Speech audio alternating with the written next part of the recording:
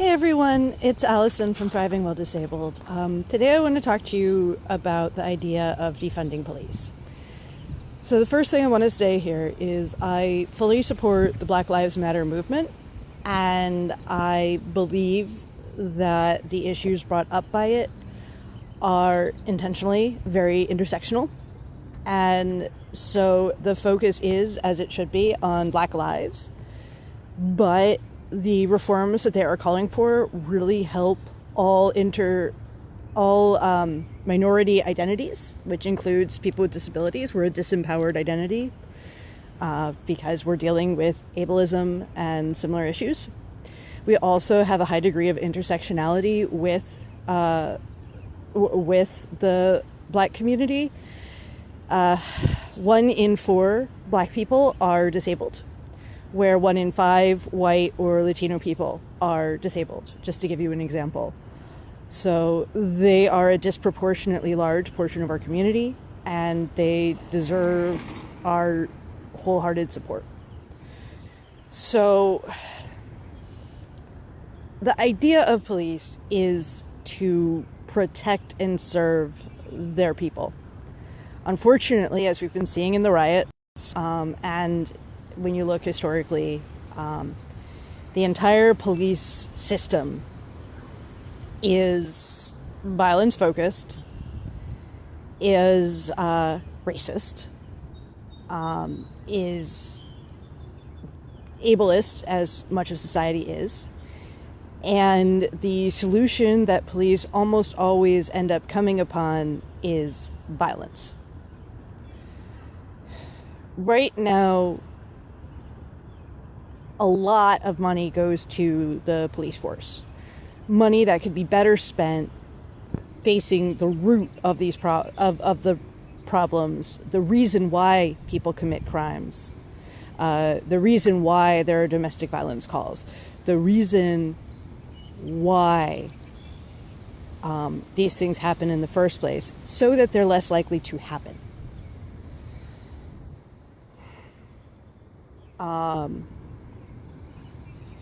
Police get called for domestic violence, as an example. And generally speaking, the belief of the police is that domestic violence calls are actually the most dangerous calls to be taken out on, as opposed to, shooters and other issues that you would think would be more dangerous. The reason it's so dangerous is because the people involved in domestic violence disputes are very, very unpredictable, and the police never know what the people involved will do. It's hard to know for sure who the victim is, who the aggressor is, and very often couples will alternate between turning on one another and turning on anyone who interferes, which in this case would be the police. So it's a very dangerous type of call to be taken on. Well, when you think about it, there's a lot of different factors that contribute to domestic violence and to abuse and to a lot of the calls that police get. And generally speaking, those can often include mental health issues, addiction issues, stress-related things, what causes stress, money concerns, job fears, health fears, things like that. So instead of putting so much money into the police to violently solve the problem, the idea within Defund the Police is to instead invest the money into services and work within the community to address those issues. So, for example, give more money to social workers so they can focus on their clients, so they don't have an insanely high caseload, so that they can provide supports and check in regularly with the clients they have. Put more money into mental health supports. And this is something that's really near and dear to the disabled community because mental illness is a disability. So think about having programs, instead of putting all the money into the police, put more money into community programs to help handle mental health crises, to help people find other ways to manage their emotional turmoil, to help people get the counseling they need so that a disagreement doesn't turn into domestic violence, so that people can learn how to manage their feelings in a healthy, productive way. Help make sure that there's employment for people so that they're not as worried about money. Help people individually improve so that they can get a better paying job or have more opportunities or be able to grow as a human being. Have there be more health care assistance, improve our health care programs and improve the community services so that parents don't get as overwhelmed by their child or child's disability, or spouses don't get so overwhelmed by their partner's disabilities, so that there is in-home support when needed, so that if there is a meltdown or a misunderstanding or, another type of problem, it can be resolved in a peaceful way without needing to resort to calling the police. There are reasons why the suicide rate has increased in this country over the past few years. It's because of, in large part, these emotional stresses of the economy, of the lack of health care, of housing, of jobs. It's about people feeling overwhelmed by life because it's harder to live a good life right now. And the problems that we're dealing with are systemic. It's going on all over this country, and some issues are all over are global. Climate change is making a lot of things more difficult, is increasing costs, is decreasing opportunities, and that needs to be addressed too. But the point is, there is more stress, and people are more upset, and people are more isolated because people don't get to know their neighbors very well anymore. Because everybody is so busy working, or is so distracted by social media, or it's so disconnected, because right now our world is full of ways to disconnect. And it's harder and harder to build and maintain authentic relationships with others. I'm going a little afield and I apologize.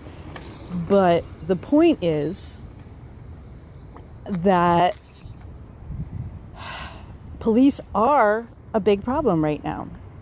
There's the culture of policing has become one of power, has become one of violence, has become one where protect and serve is focused on protect myself from being killed rather than protect the community. And it's more than a few bad apples. It's a culture. So it does make sense to fire everybody and start over. And I am not saying that all police should be out of a job forever, although that is something that's being suggested by some people within the Black Lives Matter movement. And I'm not going to say that they're wrong, because I maybe can't visualize what it would really look like. But, make sure that if there are police, their focus is on their community. Weapons are the final option, not the first. and that their responsibilities are deprioritized in a sense so that you can handle the root of the problem most of the time. And will it be potentially an ugly transition? Yeah, it might be. But in the long term, I think it would be a much, much better society. Has this been done before? Yes, it has. The city of Camden has had really severe issues. It's one of the poorest. It's a very poor city in New Jersey. It was highly industrial, and then everything left, and so there is an extreme amount of pollution in Camden. There is a really severe set of environmental woes in the city. There has been a history of abuse of various sorts. It was very violent. The number of people dying of violence in that city was extreme. And what they did a fair while ago now was they fired the entire police force, and then they rehired police officers slowly and individually with a big focus on these values and on not perpetuating the old culture. And they put more money into the safety nets. And by doing all of this, the violence in Camden went down tremendously. I will link to an article about Camden, but basically all of the crime statistics went down a lot.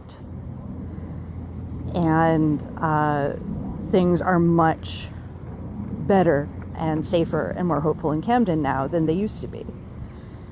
And during these protests, Camden was one of the cities where the police didn't fight with the protesters, and instead the police kneeled with them. And the police participated in these safe, peaceful protests of police violence. So I just want to make sure that you're aware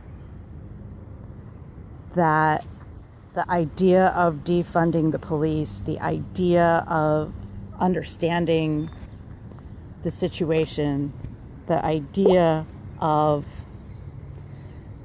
us working together, and the idea of reducing or removing the police force so that money can be put into social safety nets and into protections for the community and into community support. That right there would be huge. All right. Thank you so much for watching. Please, as you go about your day, think about this. Think about what you can do to better understand and support the people doing the protests, and to better educate yourself so that you can help be part of the solution. Thank you so much. And whatever else you're doing in life, keep thriving.